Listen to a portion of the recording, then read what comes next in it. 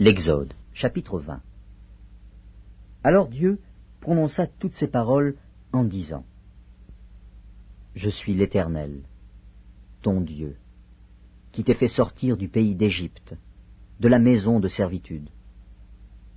Tu n'auras pas d'autre Dieu devant ma face. Tu ne te feras point d'image taillée, ni de représentation quelconque des choses qui sont en haut dans les cieux, qui sont en bas sur la terre, et qui sont dans les eaux plus bas que la terre. Tu ne te prosterneras point devant elles, et tu ne les serviras point. Car moi, l'Éternel, ton Dieu, je suis un Dieu jaloux, qui punit l'iniquité des pères sur les enfants jusqu'à la 3e et à la 4e génération de ceux qui me haïssent, et qui fait miséricorde jusqu'en 1000 générations à ceux qui m'aiment et qui gardent mes commandements.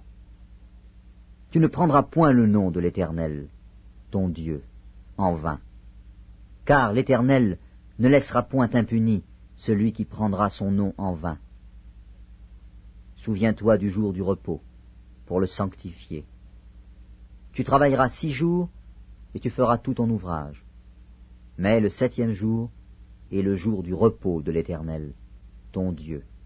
Tu ne feras aucun ouvrage, ni toi, ni ton fils, ni ta fille, ni ton serviteur, ni ta servante, ni ton bétail, ni l'étranger qui est dans tes portes. Car en 6 jours, l'Éternel a fait les cieux, la terre et la mer, et tout ce qui est contenu. Et il s'est reposé le 7e jour.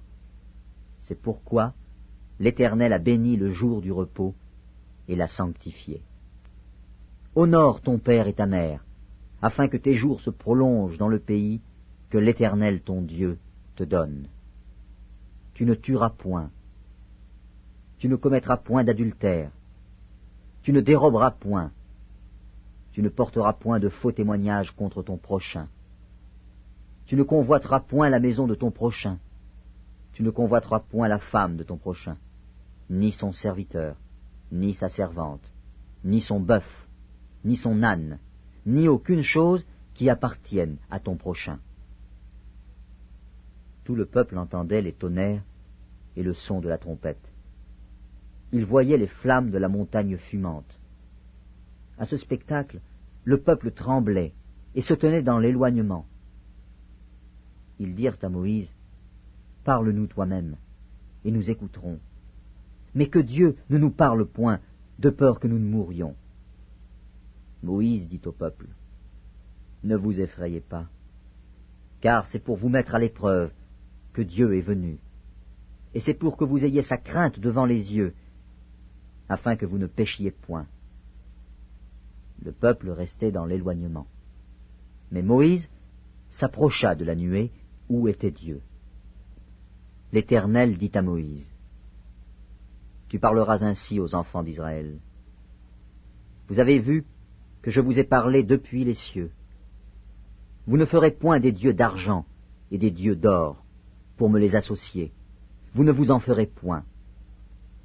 Tu m'élèveras un autel de terre, sur lequel tu offriras tes holocaustes et tes sacrifices d'action de grâce, tes brebis et tes bœufs. Partout où je rappellerai mon nom, je viendrai à toi et je te bénirai. Si tu m'élèves un autel de terre, tu ne le bâtiras point en pierre taillée, car en passant ton ciseau sur la pierre, tu la profanerais. Tu ne monteras point à mon autel par des degrés, afin que ta nudité ne soit pas découverte.